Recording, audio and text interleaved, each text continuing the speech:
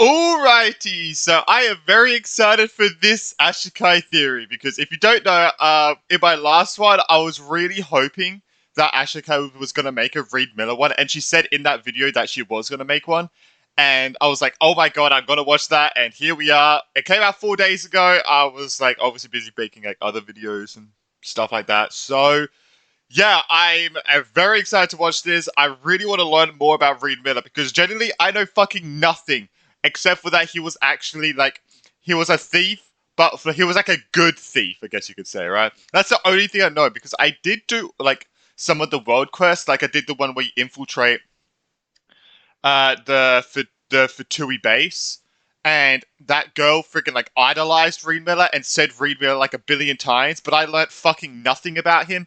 I don't know if that was a me thing because I wasn't 100%. I was skim reading a lot of it, mostly because I just didn't want the quest to go for 10 hours. But the things I probably did read were like, okay, I read it and I was like, okay, this is important. I'll probably read this. But then the other stuff, I'm like, it's just random yapping, so it was like I'll just skim read it. But maybe I missed something, but I literally know nothing about him except for like he was ahead of the treasure hoarders and stuff, right? But yeah, I do want to learn more stuff. So, without a further ado, let's get into this, bro.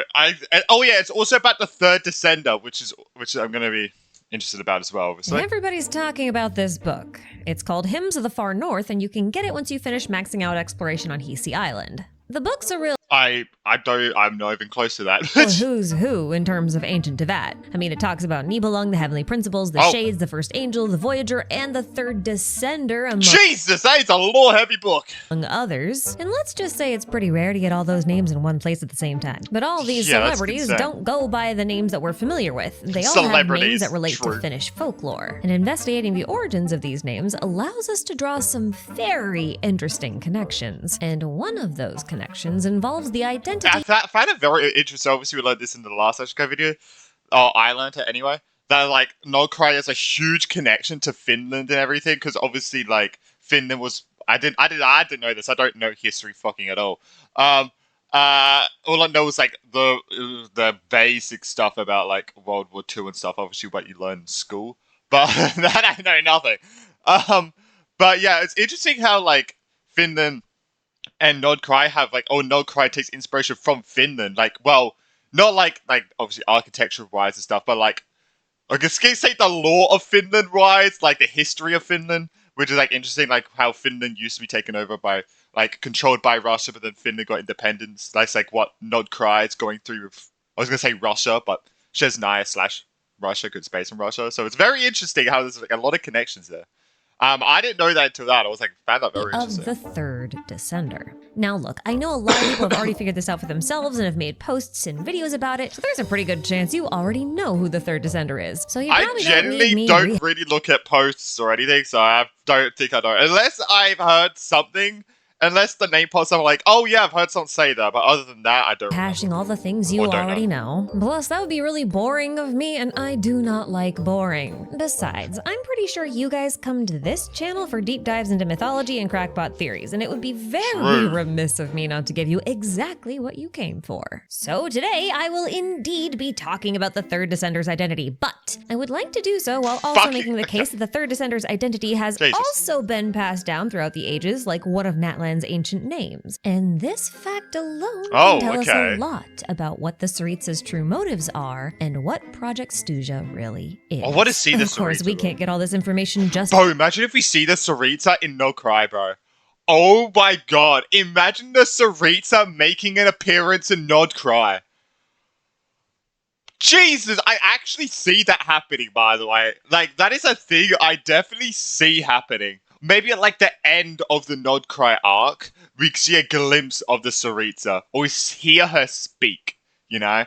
That's probably something I probably am expecting when I think about it right now. I don't know, because like obviously there's a lot of ties. So from one book, we're also going to have to look a bit more closely at the story of Reed Miller and the legend of the Sampo. And that is no Sampo's no.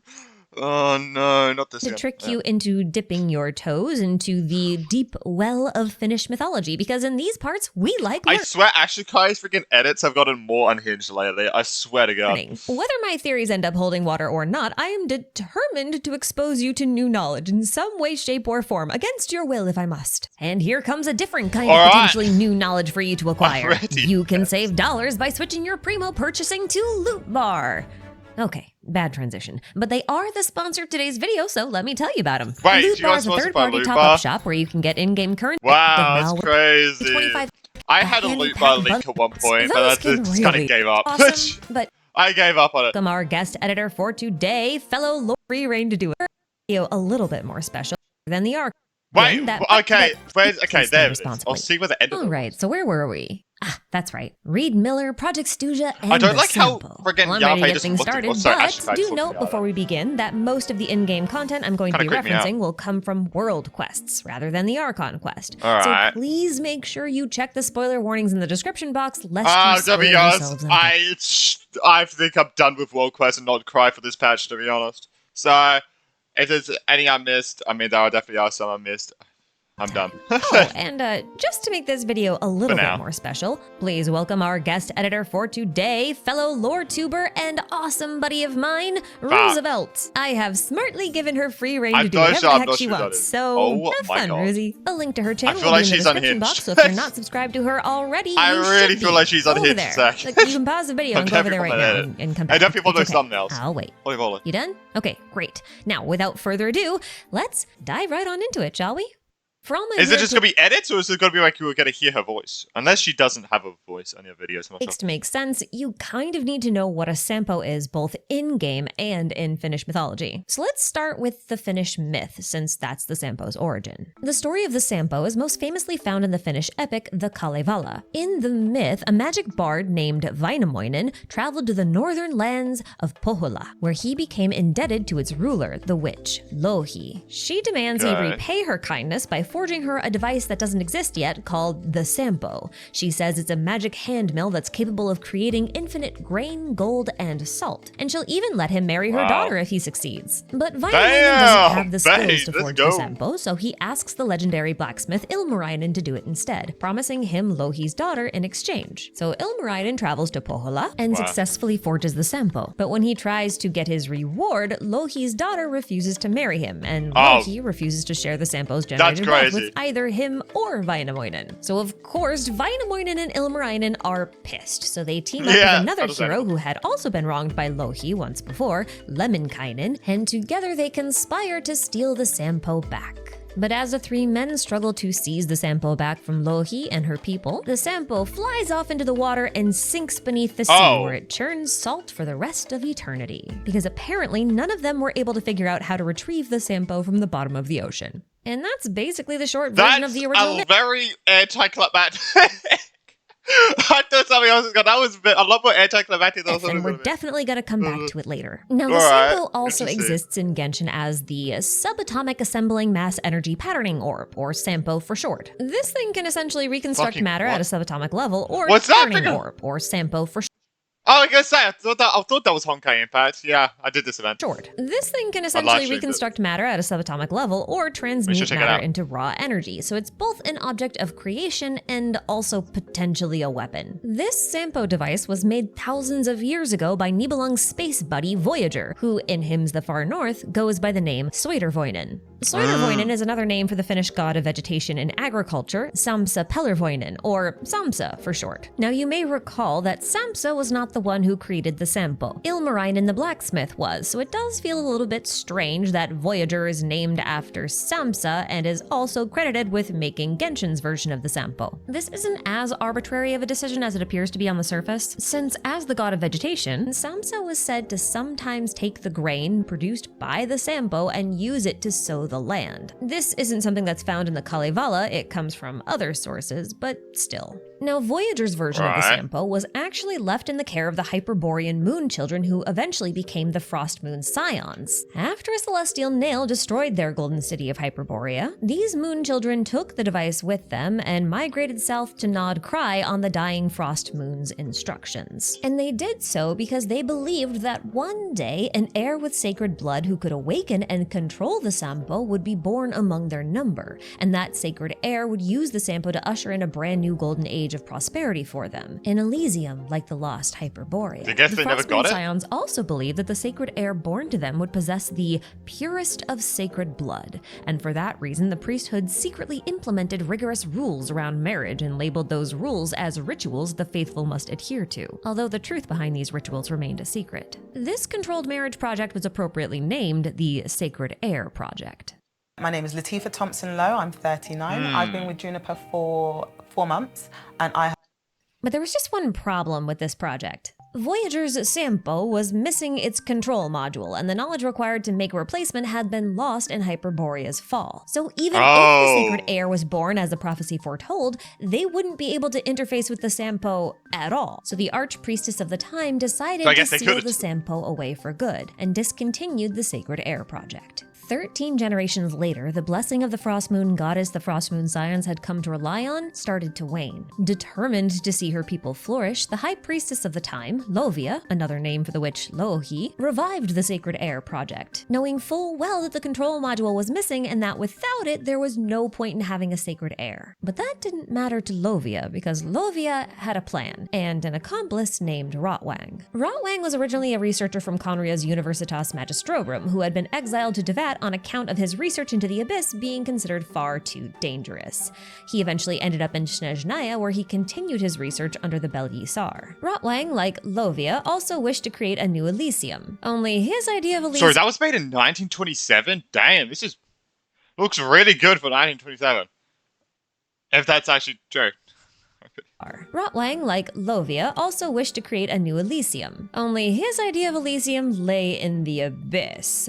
Still, the two decided to conspire together to find a way to awaken the Sampo. Now, Rotwang was likely interested in leveraging the Sampo's lost technology to further his own research, while Lovia likely wanted to take advantage of Rotwang's skills to create a new control module for it. So while he worked on that, Lovia could focus on producing the sacred heir. But her plans went awry when the woman who was supposed to bear the sacred child eloped with an outsider who she was not permitted to marry. Lovia pursued and captured the couple, intending to bring the woman back alive. But the woman slit her own throat out of grief after her lover was brutally murdered in front of her. This completely ruined Lovia's plans, so she turned to the, quote, lesser branches of the bloodline and selected a pair of twins to perform her own experiments on, Ayla and Alia. If she couldn't purify the blood through controlled marriage, then she would purify the blood through, making them drink the silver blood of other scions. That's not explicitly stated anywhere, but the context clues go kinda hard. Anyway, Alia eventually ran away, leaving Ayla behind to bear all the responsibility. Although Ayla's notes actually say that Alia didn't run away, she was abducted by a man instead. That'll be an important detail for later. But this is the moment where Reed Miller enters the picture. Reed Miller's origins are never expanded upon because the guy is essentially a living myth. It's very difficult to parse what feats belong to the original Reed Miller and which belong to those who carried on his legacy or performed deeds in his name. And I'm not even sure that's his real name, but we'll talk about that in a minute. Now, despite this lack of clarity on his origins, based on this novel about him and bits of fractured lore that I've scrounged up from all over the place, I think I have a fairly clear-ish picture of what went down here. So you remember how I said Alia didn't run away? She was abducted? Well, I think the man that abducted her may have been the Grand Duke Photius, a fae that's loyal to Rotwang. The way I see it, Rotwang likely wanted his own sacred heir to activate the Sampo without having to deal with Lovia. He may have also unsealed the Sampo. I say that because the novel starts out with the Sampo being stolen from the Frost Moon Scions and taken to the governor's palace. This is what prompts Reed Miller to conspire to steal the Sampo during the governor's ball. But instead of stealing the Sampo, he targets the Fae governor's adopted daughter, who's actually a Frost Moon Scion, and who I think is potentially the kidnapped Alia. Similar stories are echoed in the Weapons Master Key and Snare Hook as well. What happens after this is a little bit murky, because it takes place after after the novel ends. But what we do know is that Reed Miller did eventually end up successfully stealing the Sampo, but he was caught and later propositioned by Rotwang, who invited Miller to join him in building an Abyssal Elysium. But Miller refused, and then faked his own execution and vanished from history. Don't question it yet, we're gonna come back to this. We also know that Aaliyah died somehow trying to stop Rotwang, but she managed to enlist the help of Reed Miller's friend Solveig, founder of the Lightkeepers, before she passed on. Solveig and Isla managed to form a partnership, which created the perfect opportunity for Isla to put a stop to Lovia's plans with murder. In Damn, no matter bro. where you go or what Oh, you I do, thought- your mount will accompany you on your journey. Do they get together and have a kid? That was a lot of information to take in, Lucy? I know, but you guys are starting to see the parallels between the story I just told and the myth of the Sampo, right? Some magical device of infinite prosperity is stolen from the hands of an ill-intentioned woman who uses her daughter as leverage to obtain the device's power, and then there's a thief who prevents anyone from using the Sampo ever again, among some other little details. Good, because these connections and stories are all the context you need to understand why I think Reed Miller is connected to the third Descender, who I realize I haven't talked about at all yet. That's okay, we're getting there, just stick with me.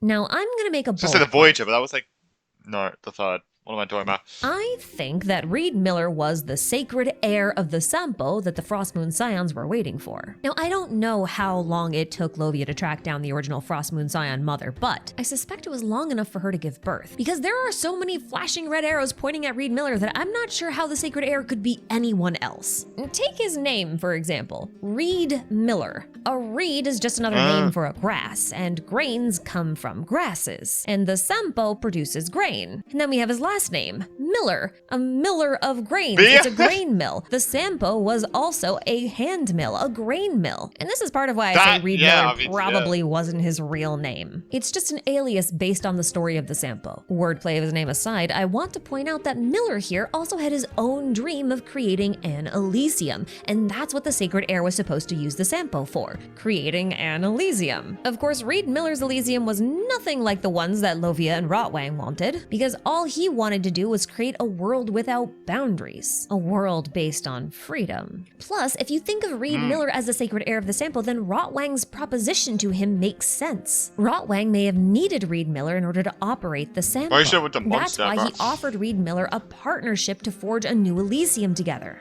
Now, I know that someone is inevitably going to point out the fact that only powerful Frostmoon Scions can technically interact with the Sampo, like it's their power and rituals that get it to work, which is why they were trying to, purify their bloodline in order to make a Sacred Heir in the first place. And the Sacred Heir project notes do use female pronouns when referring to the Sacred Heir, so it doesn't really make sense for him to be the Sacred Heir, to which I would agree, actually. I do not think that Reed Miller was the intended or even the expected result of the project. I think the Frostmoon Scions were aiming for someone more like Lauma, Although there are several mentions of a king of this Elysium, which Reed Miller obviously is, and we'll get to that in a minute. I'm personally making the assumption that the Sacred Heir and the king are the same because they do seem to have a ton of overlap, but if you don't agree with that, that's okay. Just know that that's my assumption. I'm also very convinced that his mother was a Frostmoon Scion, perhaps even the one who was supposed to bear the Sacred Heir in the first place, but eloped with a Snezhnayan outlander. This is partly because it works with him being an unblessed heir, which we're going to talk about in a second, and partly because he chose a raven as his symbol. This may not feel very important, but in Finnish folklore, the raven was born of Lempo and Hisi, Lempo being a deity associated with love and blacksmithing, hence the black and feathers, and Hisi being the name for either a location full of sacred creatures like the Fae or a deity of the Fae or a type of Fae. Considering the fact that the Frostmoon Scions live on Hisi Island and basically everyone else lives on Lempo, I think the raven insignia is actually a quite clever nod to his heritage. Taking another look at the novel reveals one more potential link to the ravens of Finnish folklore, because on occasion, a raven's egg will produce a magic stone called a raven stone, which grants the raven special powers like invisibility, the perfect ability for a thief. Now, not only is there a sort of magic-looking stone on Reed Miller's insignia, but the novel puts a heavy emphasis on a gemstone that Reed Miller tampered with in order to steal the governor's daughter, the one controlling the Sampo. This is pretty convincing evidence for me, and we're definitely going to come back to it later, but all of this is still very circumstantial. The thing that really sells the idea to me comes from the aurate radiance of the Far North Scion's weapon ascension material. And I'm gonna read the whole description verbatim. What the what? Radiance of the Far North Scion's Why is weapon that like so ascension goddamn? material. And I'm gonna read the whole description verbatim because this entire thing matters. With the unblessed birth of the prophesized son, a millennia-long plan ushered in a bleak twilight. A scheme born of cunning was shattered by foolish betrayal. The youth who was supposed to be king took the maid who was supposed to serve him and stole the secret treasure that was supposed to be his, only to reject the crowns that fate had ordained for him. In time, the king who was destined to rule Elysium went down in history as an unpardonable thief. And by the time the true new moon shone upon the land, the Far North's final wish of golden grandeur had already been buried by a priestess who had never believed in any god in the empty grave of her king. So it starts out by identifying the existence of a sacred heir of prophecy and confirms that they were from an unblessed birth, which I've taken to mean that they were not born as a result of the Sacred Heir Project, or at least that they were born outside the Frostmoon Scion's clan. And then it claims that this heir found and stole the woman who was supposed to serve him. This is who I think is the Frostmoon Scion Alia, the one that was abducted by Rotwang. And then it says that the heir stole the treasure that was supposed to be his, which should be the Sampo, but he decided not to use it. Now, the last part heavily implies that the sacred heir is Reed Miller because he was both the unpardonable thief and a king who left behind an empty grave. These are both attributes like he faked his own death, right? Of Reed Miller and Reed Miller alone. I think you get why I'm so convinced of this. And if Reed Miller is the sacred heir the way I think he is, then it really explains why he's so prevalent throughout the entirety of Not Cry. He is way more important than just the founder of the treasure hoarders. Now, after faking his death, Reed Miller appears to have chartered a ship and sailed to the northern seas, either looking for or hiding something rather important. And I'm pretty sure that this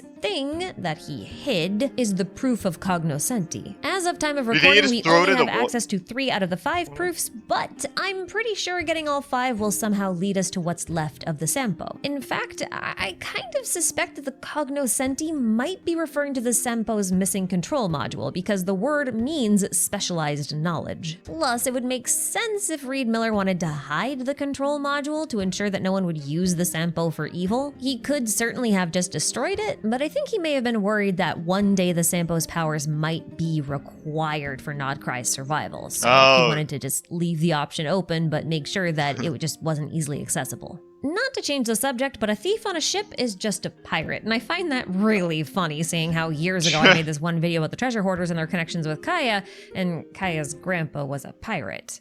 Oh my god! Reed Miller is Kaya's grandparent. That's actually... I wouldn't be surprised. It's kind of funny to look back on those old theories now with all this new information. It really is. I wouldn't be surprised. Because that pirate connection creates a very interesting web of other connections that lead us straight to the third descender. What, you thought I forgot about that? Not a chance. We're just now getting to the fun part of this theory, because the name of the third descender found in Hymns of the Far North is one lifted straight from the Kalevala's myth of the Sampo, and that name is Saralainen. Your workflow is important to us. All right. Wait indefinitely. With Monday.com's Now, Saralainen is unlikely to be the third descender's real name, but we can learn a lot from the name regardless. On the surface, the name actually has a little meaning beyond its literal translation of islander. But in the Kalevala, the name Ahti Saralainen was another name for the hero Lemminkainen. You might remember him from the ending of the Sampo myth that I shared at the start of this video. Lemminkainen is not just some side character. He actually features quite prominently in the Kalevala, and one of his more interesting and relevant stories takes place shortly after a disheartened Ilmarinen and Vainamoinen leave the Sampo behind on Pohjola with Louhi. This time it's Lemminkainen's turn to travel to the northern lands of Pohjola and fall prey to Louhi's schemes. And just like she did with Vainamoinen and Ilmarinen, Louhi promises Lemminkainen her daughter's hand in marriage if he manages to complete some tasks for her. One of these tasks is killing the black swan floating on the river of death, but he was murdered while trying to hunt the swan down, and his body was cut into pieces which sank into the bottom of the river of death. When his mother found out about her son's grisly fate, she went to Puhala herself, dredged up his bits from the bottom of the river, and pieced him back together. The resurrected Lemminkainen was pissed and decided he wanted revenge against Louhi, especially since she ended up marrying her daughter off to someone else while he was dead. So he kills Louhi's husband in retaliation, and that sparks an ongoing feud between Louhi and Lemminkainen. So that's why, when the opportunity presented itself, Lemminkainen joined Ilmarinen and Väinämöinen on their quest to steal the Sampo back from Louhi. And I'm sure by now you've noticed a few parallels between Lemminkainen and the third descender, right? Like how both of them had their bodies split into pieces? All right. Oh, yeah. I remember I was saying that exactly, because in the last one. Oh, yeah. So what if the third... And, oh, wait. That means, could the third descender come back to, like, get resurrected again? What? Could that be what the... I feel like I've heard this theory before, where, like, that's probably, that what am I saying? That's probably what the Saritsas might be trying to do. Is get all the Gnosis to resurrect the third descender. I'm pretty sure I've heard that theory before. Like, there probably is... Could be what happening, since, I mean, the stories align. And then that guy got resurrected by getting his pieces put back together. And the Gnosis are the pieces of the third descender. So he could get resurrected, but I guess that's a pretty loose connection on its own. But what if we extrapolate a Kaya's little bit butt with that? Lemminkainen's mother collected his remains in order to resurrect him, and we know that the Saritsa is collecting the remains of the third descender. Oh, fuck, I should have let the video fucking play. For an unknown reason. So what if the Saritsa is trying to do the same thing as Lemminkainen's mother? Well, I can actually make a pretty... God damn it! Wait, I feel like I've heard that theory, but like a few times before. I feel like. So that's like where I kind of got it from.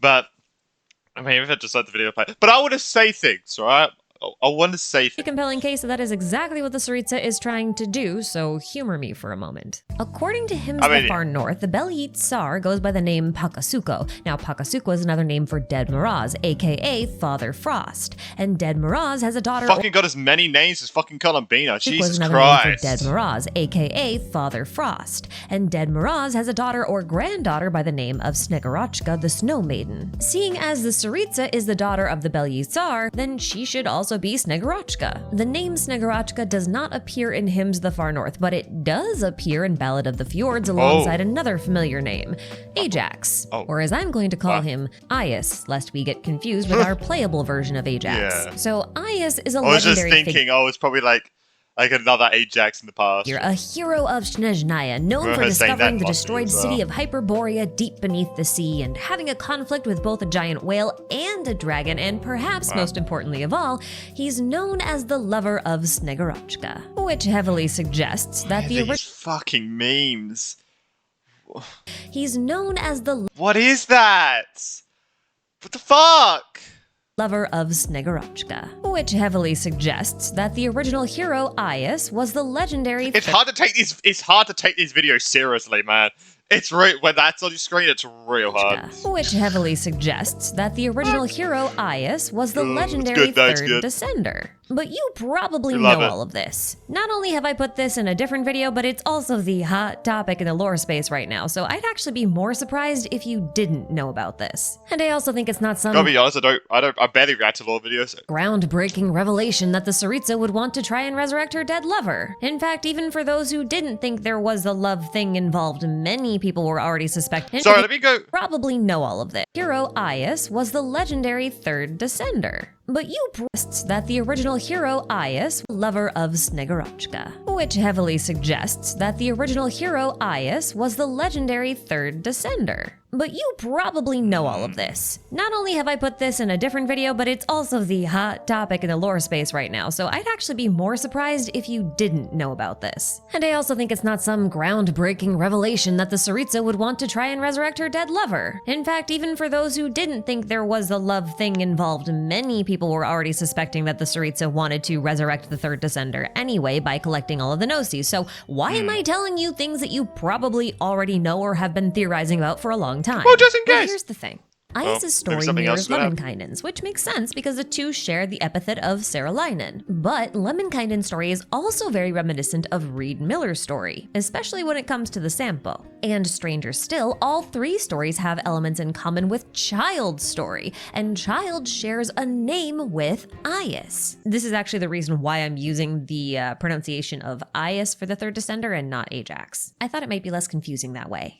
Anyway, this made me wonder if the name Ias is actually behaving like one of Natlan's. Oh, so before you said Ias is probably the third descender, you said that previous Ajax was the third descender, and then the Cerise is probably trying to piece back the past Ajax together. That'd be crazy if you have two Ajaxes in the game. Like the story one. Alright, that'd be crazy. Alright, yeah, so she's trying to piece back. She could be trying to piece back Ajax, who was her lover. Alright, ancient names. Not in terms of all the resurrection stuff, although that theme does seem to be present here, but the inheriting of the story part.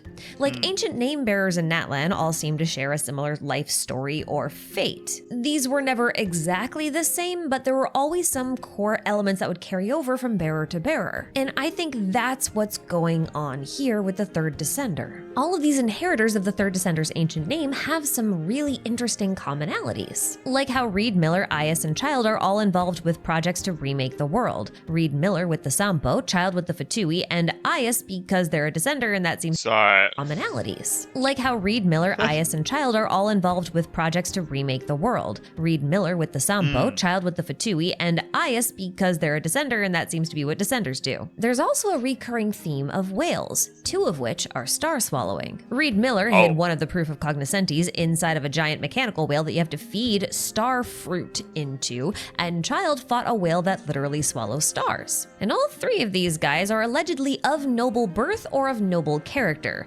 Man, remember, I realized that it's been for a while now. Genshin took this cutscene out of the game when you go into the battle pass. But people getting annoyed at it, but yeah.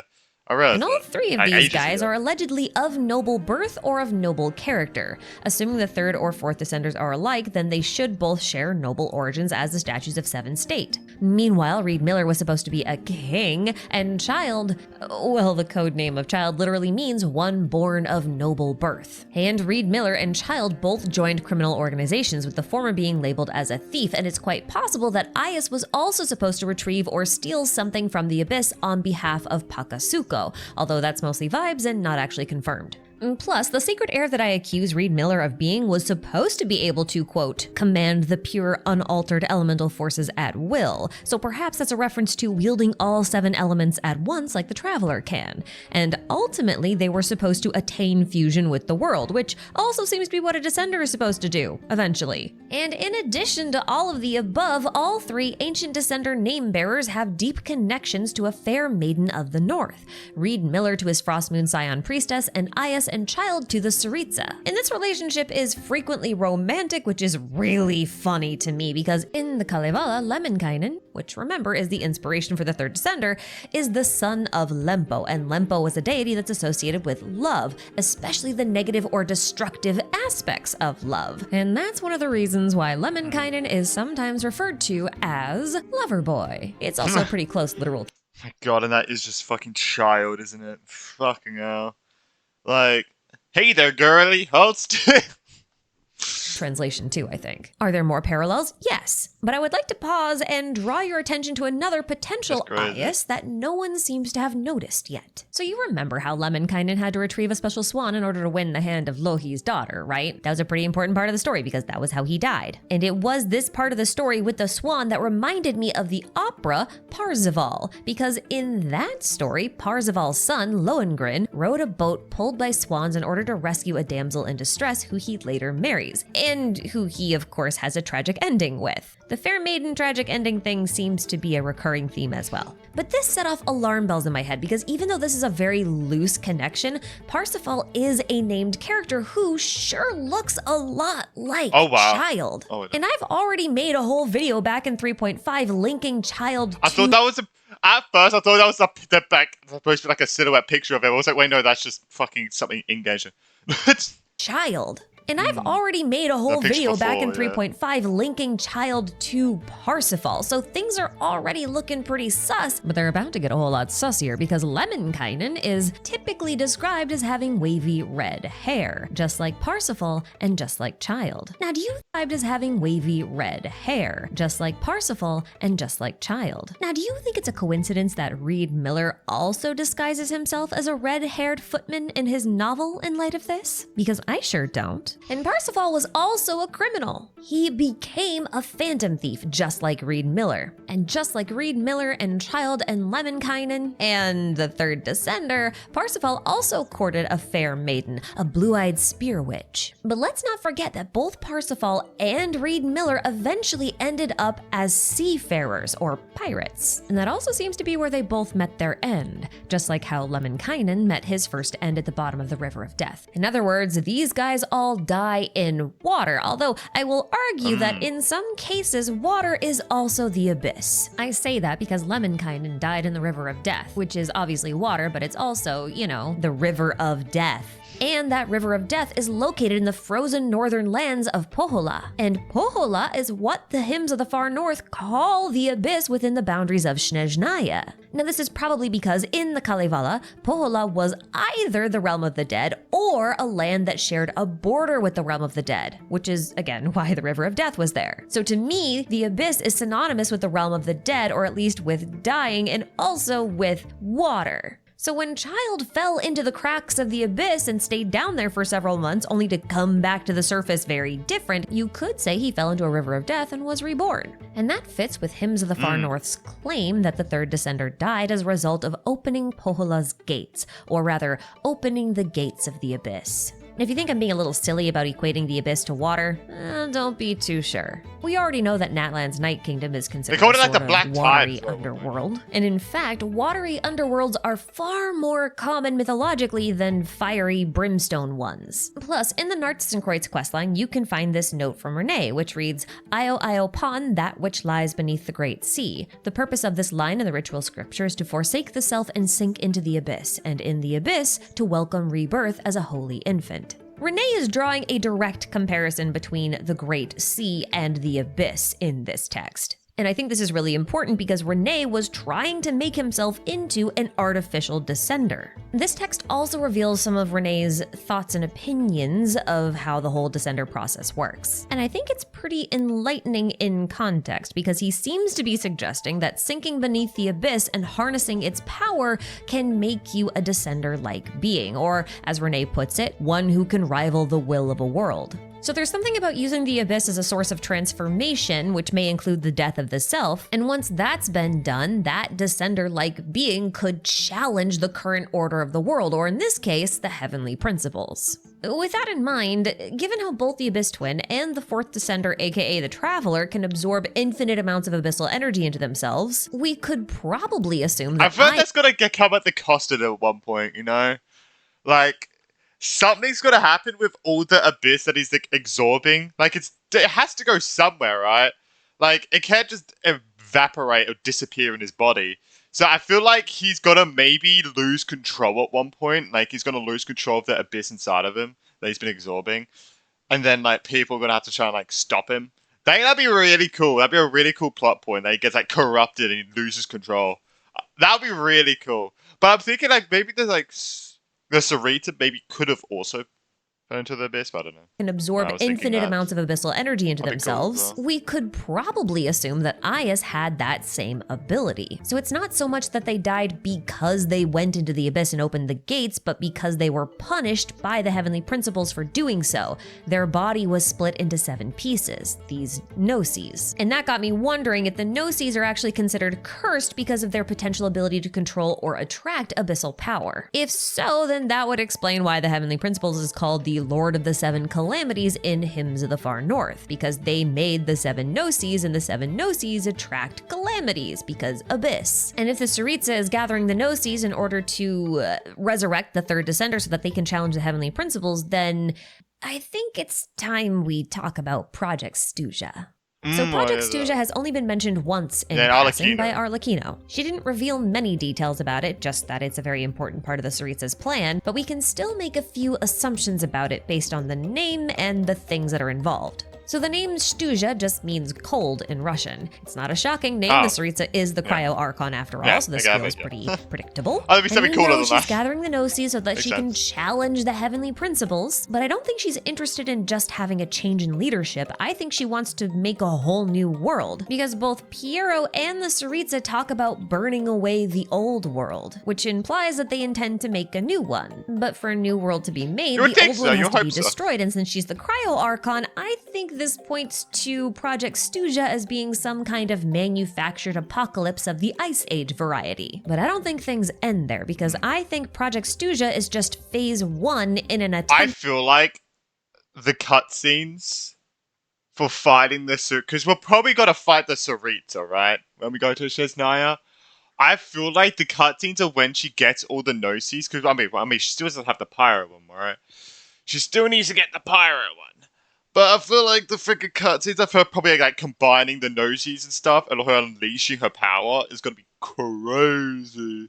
It's gonna be actually crazy. to instigate Ragnarok. I think Project Stuja is just phase 1 in an attempt to instigate Ragnarok. Ragnarok is what the Old Norse called a series of cataclysmic natural disasters and wars that led up to the end of the world. And the first sign of Ragnarok's arrival is something called Fimbulvetter, or the Eternal Winter, and that's what I think Project Stuja is. It's Ragnarok step 1. Now, Ragnarok is a little bit different from other mythological apocalypses, because the world isn't technically completely destroyed. The Norse believed in a cyclical model of time, so Ragnarok was seen as a cataclysmic time period that would lead to the renewal of the earth. So first the world would freeze, then the world would burn, then it would flood, and then it would regenerate. And this 3-step process fits really well with what the Tsaritsa is trying to do. Project Stuja is the freezing portion. Then she wants to burn away the old world. And no, we don't have a mention of a flood yet, but we do know that she wants to create a whole new world. And I think the key to this plan working is the resurrection of the third descender. And I think that because Arlecchino did mention one more interesting detail about Project Stuja, and that is the fact that Child will play a very important role in it. And based on this, I can only assume that the Tsaritsa intends to use Child as a vessel for the remains of the third descender once they've been extracted from the Gnosis.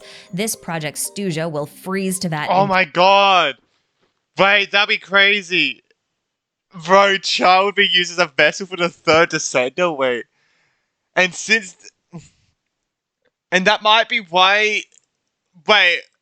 Oh no, his Fatui name's Tartaglia. Wait, how did he get the name Ajax? I actually completely forgot. Or is that from just Skirk or something? If he got the name Ajax from the Tsaritsa, from joining the Fatui, that would be actually crazy. It would make so much more sense. But I don't know where he got it from. But I mean, because obviously the third descender's name was Ajax, so him being used as a third descender vessel, and his name is Ajax. I feel like that's too obvious now. Now that you put it out there. Place for a while. Perhaps it won't even be technically frozen in ice, but frozen in time. Maybe along the same lines as what the Abyss Twin did in the Space and Time for You quest. And maybe the burning portion is the incineration of memories. You know, kind of like how Arlecchino's Bale Moon Bloodfire works, or reset everyone's memories for the new world. Dotori is shown burning down this tree of memories. Now remember. Wonder when that's gonna happen, by the way. When is that gonna happen? It could happen in No Cry. Actually, no, probably would happen in the burning portion, so after Project Stuza, right?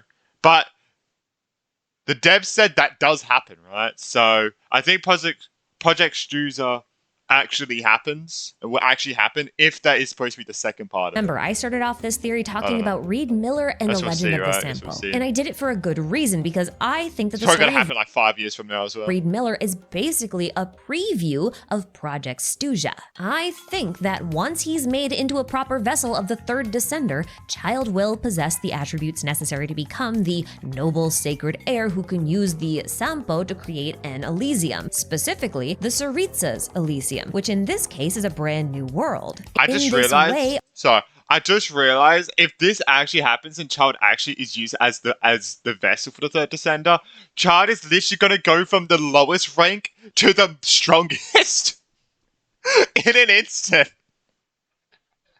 Bro, that's gonna be crazy. Bro's freaking rank 12 and bro's gonna go to rank like -5 instantly. That's crazy. Specifically, the Tsaritsa's Elysium, which in this case is a brand new world. In this way, Child becomes an artificial descender, one who can create the world and destroy the world and thus becomes king of the new world. But this leaves one question unresolved. Just what is the Sampo in this scenario? Well, Nod Cry's Sampo is basically a blend of Descender and Dragon technology that's capable of restructuring matter or transmuting it at the very least. We can think of it as a creation device or a genesis engine. Likewise, the most common depiction of the mythological Sampo in the Kalevala also labels it as a device of creation. But that Sampo is a lot more limited because it can only create grain, gold, and salt. But that is not the case outside of the Kalevala. Oh, This game, you're not ready changed my for it. life.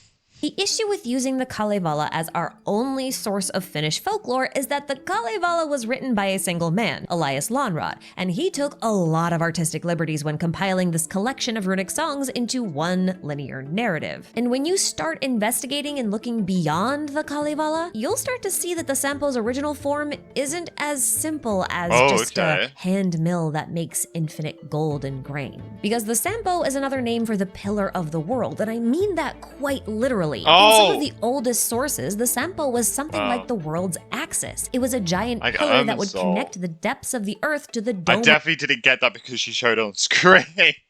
of the sky, allowing the world to rotate around a fixed point, and that point was the polar star, or the pole star, which is located in the northern lands of Pohjola. And I'm pretty sure this is why Child has the signature weapon of the polar star. I'm pretty sure this is the same star as the pale star that the Tsaritsa uses as her symbol. I think it's all just the pole star, the ending of the world's axis. But this is why another name for the Sampo is Kirokansi, a name that means speckled lib and describes the great dome of the sky, specifically the night sky, because it's the lid of the earth that's speckled with stars. And in this context, the entire world was considered to be the Sampo. The entire world was the cosmic mill that generated fertility and prosperity. The word Sampo was generally used just to describe the handle around which the mill turned. It was the name for the world's axis, the axis mundi. Now, Genshin also has an axis mundi that is also called the Pillar of the World. It's Irminsul, and that shouldn't surprise anybody because that name literally means Great Pillar. And this Great Pillar is one of the sources of life in Teyvat. So if we follow this interpretation of the Sampo, a few things become a lot clearer. First off, the reason why the creator of Nod Cry's Sampo, Voyager, borrows the name of the Finnish fertility god Sampsa is because Sampsa is credited as being the creator of all trees, and in this case, the Sampo would be a tree. So Voyager's matter restructuring Sampo is likely related to the purpose and ability of a seed capable of producing an Irminsul. Which leads me to the second point of clarity, which we can find in the myth of Ragnarok, because according to the Voluspa, the two humans who survived Ragnarok and lived on to repopulate the New World did so by taking refuge in Hodmimi's Halt. Now, Hodmimi's Halt is typically thought of as a forest, but many scholars argue that Hodmimi's Halt is actually an alternate name for Yggdrasil, the world tree, the Irminsul. And since Teyvat's Irminsul is a repository of memories, we can assume that this is also Hodmimi's Halt, where you put all of the stuff that you want to save and carry over into the New World. And with that in mind, I think it's quite possible that the Tsaritsa's plan is to recreate an artificial descender from the remains of the Third by using Child as a vessel. This is Project Stuja, aka Fimbulvetter, the prelude to the apocalypse, to Ragnarok.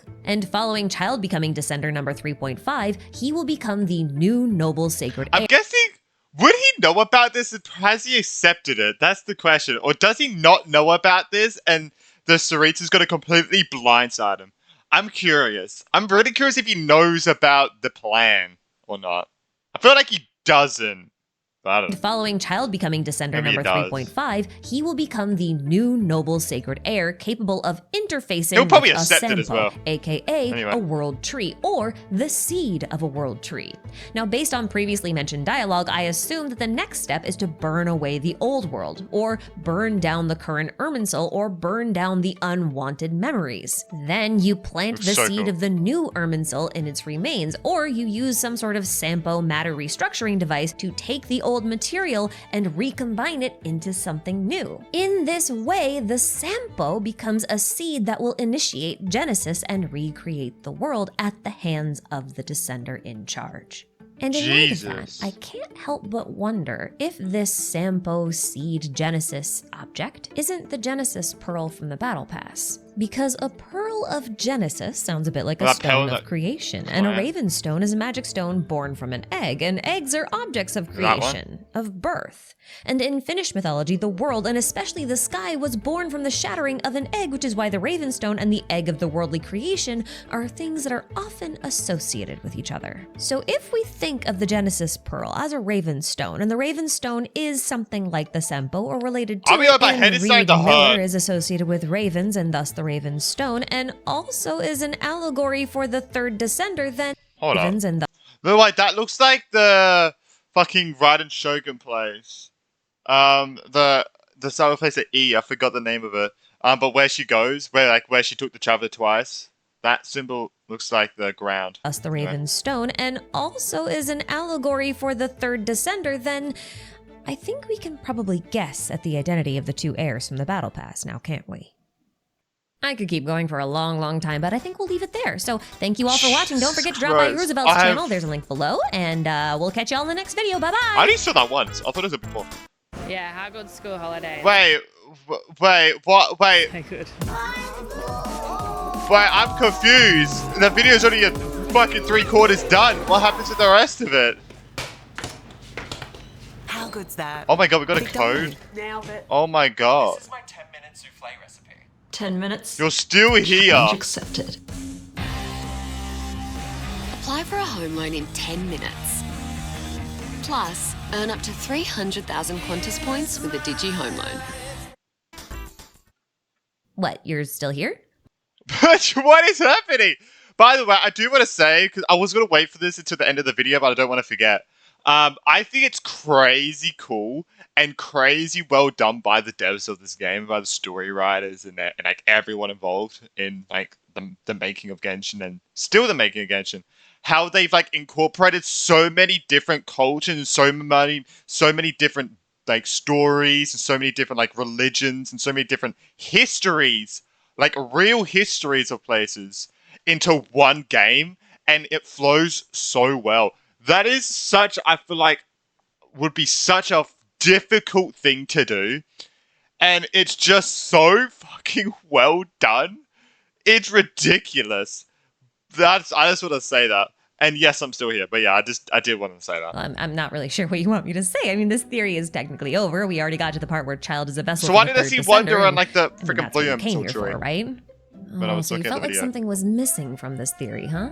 I see your point. I mean, it does feel like I've kind of glossed over one odd piece of Reed Miller's tale and its relationship to the third Descenders. So, all right then. I mean, I think I still have a little bit of crap left in the pot. So, how about this? Do you remember how Lovia was originally trying to force the birth of the sacred heir, but failed because Reed Miller was born elsewhere, potentially to parents who didn't even belong to the Frostmoon Scions? Well, if you take that scenario and superimpose it onto the Tsaritsa's plan, then the Tsaritsa in this situation is Lovia, because she's trying to force the rebirth of the sacred heir, the third Descender in this case, her own personal Reed Miller. And if that's the case, then we have to consider the possibility that the Tsaritsa will fail or has already failed, just like Lovia. Because the noble sacred heir may have already been reborn elsewhere, specifically in Inazuma. Now hear me out, because I know this is going to sound Wait. crazy. I mean, you stuck around for the crack Don't pot tell me you're saying that Air is Wanderer. No. I saw Wanderer here. No. theory, okay? This is your fault, not mine.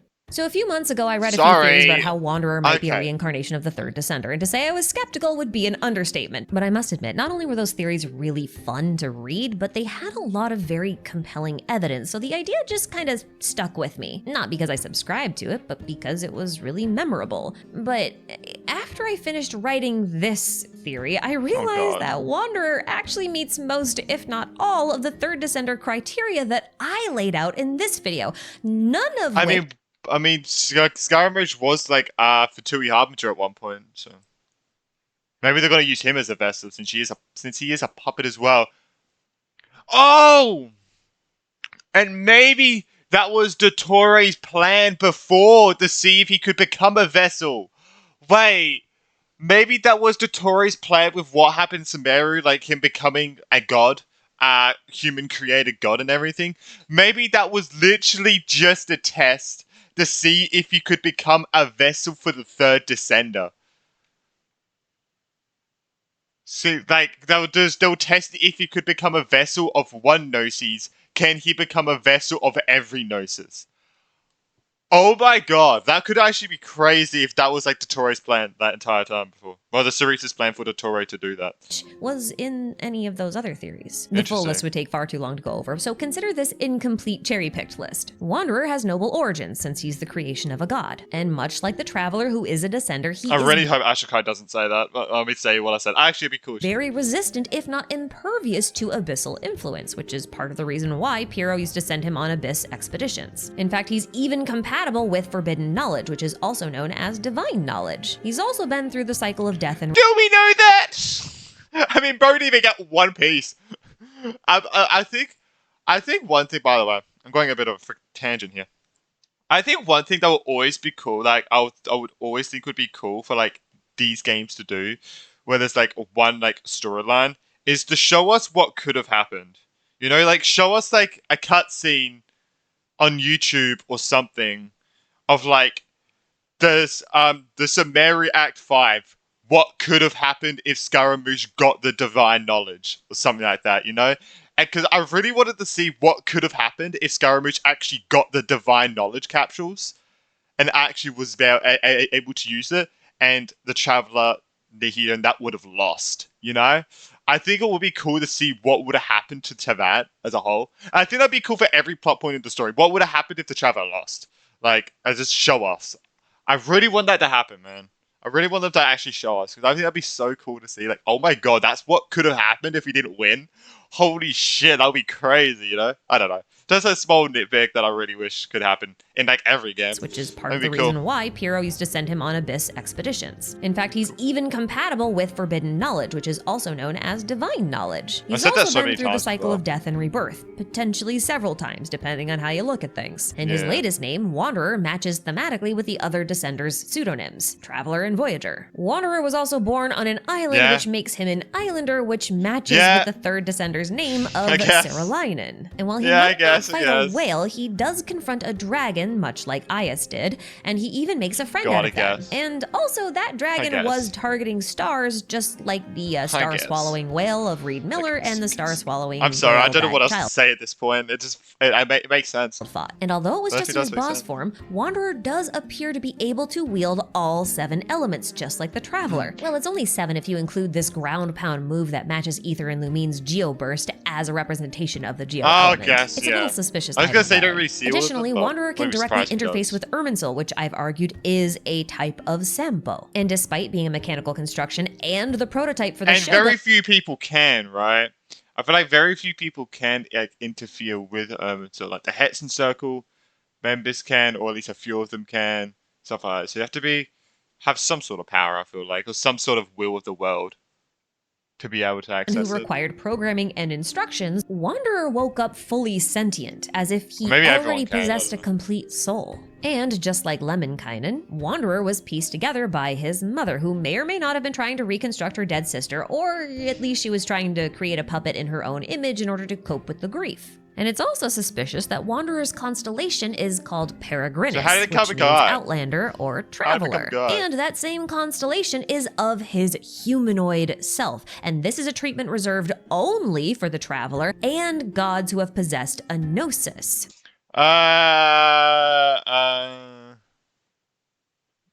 And the icing on this theoretical cake is that Wanderer believed the Gnosis was his heart, which raises a question. What if the Gnosis was his heart? A representation of his birthright, the control module to his sample. Like, what if some residual fragment of the third descender jumped into Wanderer's empty vessel and the tears he cried, the control module to his sample? Like, what if some residual fragment of the third descender jumped into Wanderer's empty vessel and the tears he cried were from the lingering memory of his own death? As far as we know, he's only ever interacted with the Electro-Gnosis. So maybe if he were to interact with other Gnoses, he'd have other reactions. Maybe he would recover other fragments of that previous self. Is that far-fetched? Maybe. But it is worth noting that A appears to have made him from the wood of a silver tree. And whenever you see someone talk about a silver tree, they're almost always referring to Irminsul, which means that Wanderer was carved from the wood of Irminsul. He was reborn from the tree. If the world tree is the Sampo, then you see where the connection happens, right? I also find it really interesting that Wanderer has offered his loyalty to the Sampo in the story is supposed to was made to be hard to get to, right? So an Irminsul is probably hard to get to. Where the connection happens, right? I also find it really interesting that Wanderer has offered his loyalty to a keeper of that same silver tree. Going off I thought before, where I don't know if everyone can go there if they have the will to or not. I find it really interesting that Wanderer has offered his loyalty to a keeper of that same silver tree, Nahida, because their relationship is kind of similar to Voyager and Koitar, because Koitar was also shackled and lived at the base of a silver tree. Granted, Wanderer and Nahida don't have a romantic relationship, but Wanderer has still pledged loyalty to Nahida in the same way that Child has pledged loyalty to the Saritsa. If Child's relationship counts, then I think Wanderer's does too. And maybe this next bit means nothing, but in Simulanka, Wanderer was the hero of prophecy, not the traveler. He even got his own sword of reason with the hero's blade that he couldn't throw away. And in the Nartzenkreuz quest, the sword of reason was supposed to be the marker of a descender. Simulanka also labeled Wanderer a hero from another world, which is a title unique to him, despite the fact that Navia, Kirara, Nilu, and the Traveler were all from another world. Nilu was very notably called the Forest Fairy, not the Forest Fairy from another world. Now, this whole thing could just be one complex metaphor for the Traveler's story, but if it is, then it doesn't explain why Wanderer's birthplace, the Shake Pavilion, has a description that reads, "Deep within these rocky mountains is a site that does not belong to this world." The only thing this description can be referring to is Wanderer. He's the only thing that was kept in that pavilion. If he's not related to the Descenders, then why is it referring to him as something that should not belong to this world? And I think when you view things from this angle, maybe because he wasn't born, he was made and had made God consciousness, maybe? I don't know. Initial interest in Wanderer becomes much more suspicious, especially since he placed him at the center of the Artificial God Project in Sumeru. Was Dottore just doing a test run for Project Stuja? You know, using him as a prototype for Descender Child? Or does... that's what I was saying, but not for Child. I was thinking of more for, him, but that was kind of what I was saying before, bro. Freaking 10 minutes ago. That's crazy. I mean, not surprising that she also said it as well. But, yeah, I was thinking that maybe Child was going to be, could have also been the plan to be the vessel for the third Descender, and this was a test for him. But I guess, yeah, it could also be a test for Child to see if, I'm going to say living thing, it's not a fucking living thing. But, someone can actually possess... become a vessel. Dottore have other plans for Wanderer, separate from the Saritsa. I mean, Dottore is the one that we see burning down Irminsul in that one trailer. And that's the part of Ragnarok that follows Fimbulvetr. You know, Project Stuja. And if Wanderer really is connected to all of this, then maybe that's why Pyro sent him on all those missions to the Abyss, and why he sent him to learn about the truth of the false sky all those years ago. At this point, the only trait of them to learn about why Pyro sent him on all those missions to the Abyss, and why he sent him to learn about the truth of the false sky all those years ago. At this point, the only trait of the third Descender that Wanderer lacks is the name Aias, but, maybe that's a good thing. Maybe that means he's not bound to meet the same fate as all the other Aiases. After all, there's a fourth Descender in this time period, so maybe it's their turn to reimagine the world. Honestly, I don't know how realistic this idea is in the grand scheme of things. When dealing with such a breadth of parallels and links between all sorts of different aspects of the game Maybe throughout Dotori many was years, it's really hard to tell I the just difference between patterns that I mean, appear organically Wonder it wasn't and No Cry the for a bit. I writer's just true saw the intentions. trailer, right? Like, I could do this all day. I really With could. Ash- I could oh, spend it's time Ash linking God. Wanderer With with birds, Alice which is something I can't really do with and child. And I Albedo. could even stretch the I guess bringing limits. Dora I in could there. point out the fact that Wanderer has a speckled lid, just like a Sampo. It's his hat. He's got a hat. It's a speckled lid. Get it? It's a cool link, but does it actually mean anything, or is it just a coincidence? That was bad. I don't really know. I don't think any of us can. wife? Know. I thought But to it me, said it waffle. doesn't really I guess matter there in was a the waffle end. next I to it. just enjoy linking things together and exploring all of the cool ideas that I Emojis. can possibly find. And I thought this one was pretty cool. Cool ideas are what make theorizing so fun in the first place. So just, don't take this too seriously, okay? Anyway, Ash I'm Guys, done this doesn't for make fucking sense. We've got to cancel her for spreading misinformation.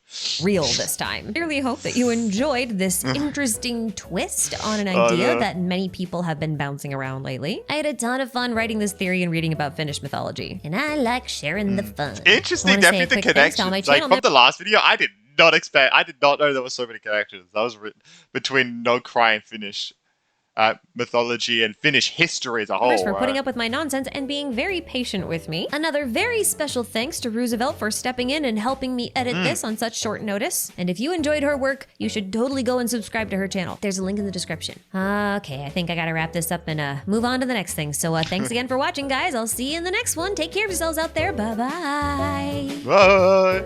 All right, Dave, that was crazy. I'm just like, I think either like Wanderer or Ajax becoming a vessel for the third descendant. Definitely Ajax / Tartaglia / Child / 1,000 other names he probably has but hasn't told us yet. I think that would be very, very interesting. And I think like obviously, yeah, me thinking on my own volition, which I think I really like when I think of something myself. It's always very nice, but like think about like how like yeah, Dottore using Scaramouche as the false god, him possessing the for possessing the Electro-Gnosis was like a test run. I think that would be really, really cool. And since we've got to meet Dottore again, right, and he wants to get the Moon Marrow as well, so and I feel like in the Traveler has been used as a vessel for the Moon Marrow technically as well, right? So maybe he wants to use someone else as a vessel for the Moon Marrow. But I'm curious what. Okay, there's some things I'm curious about. Like, I feel like it is Dottore, right? I mean, we don't know it's Dottore. I just think it is Dottore since he's the only other person besides Piero that we know was in Nokrai. And Sanjono obviously didn't command the initiative to get the Moon Marrow. So I think Dottore wants to get the Moon Marrow for something. I'm really curious why he wants it and if it actually 100% is Dottore. And two, what is inside the moon under the Fatui base? Because, if you don't know, there's a whole, gate, a whole opening lid gate thing that goes inside that. It's supposed to be like an entrance to inside the moon fragment under the Fatui base, right? I'm curious what's in there, because I previously thought, during the quest, the Moon Marrow is probably down there, but it wasn't, right? It was with fucking Centurion, in Centurion's robot. Insane. Obviously, if you got spoiled with that, why are you watching this video in the first place? Just saying. But it's just, I'm really curious what's inside of the moon as well. So I'm hoping we really get to learn about that. Obviously, learning more about Revria entering the cave where the travelers, the sibling spaceship landed, seeing Varka, seeing Doran. I really want to see Doran. Obviously, seeing Alice and Nicole, stuff like that. So I'm really excited for the future of No Cry. I'm curious how many acts No Cry is going to get. Because if you don't know my theory for the acts story-wise for Act 3, for Luna 2, I think it's going to be we're going to get Act 3 and 4, but we only get one but we're only getting one character. So I feel like Act 3 is going to be that same Act 3 where there's going to be 0 cutscenes, or maybe with No Cry they will add cutscenes, but I feel like there's going to be 0 cutscenes. It's not focusing on any one character like the other two, and it's going to be just progressed story. But Act 4 is going to be the Nefer act where we learn more about Nefer and her past maybe in Sumeru and stuff like that. Or maybe it's going to be opposite, right? Act 3 is going to be Nefer, Act 4 is going to be not the boring one, because I feel like it's No Cry, so it can be boring. I hope it's not, but the more chill one. I don't know. And then maybe we get Act 5, 6, 7. I don't know, because I feel like there's a lot of lore we need to catch up on. But they did say it's going to be going for all 6.0, so all 6.x. So maybe there's going to be like heaps of heaps. Or maybe there's only be one act, and they're going to spread it out slower. And maybe Act 3 is going to be really long, and there's only going to be one act. I don't know. I don't know what's going to happen. I'm really curious. I mean, the live stream should be this Friday on the 10th. So that's going to be very exciting. It's on World Mental Health Day, so I feel like my mental health is going to be down the drain when I watch that fucking trailer.